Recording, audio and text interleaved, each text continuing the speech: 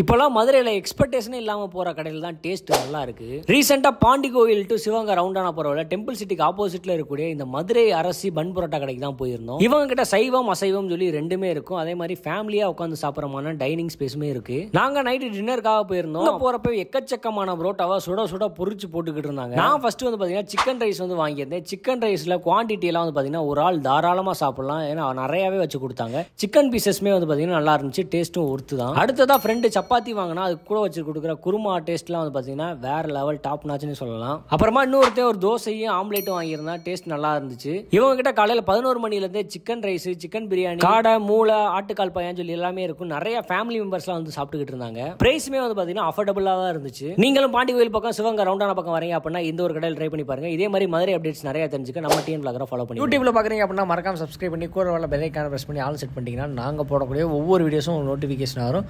Tata bye bye, see you.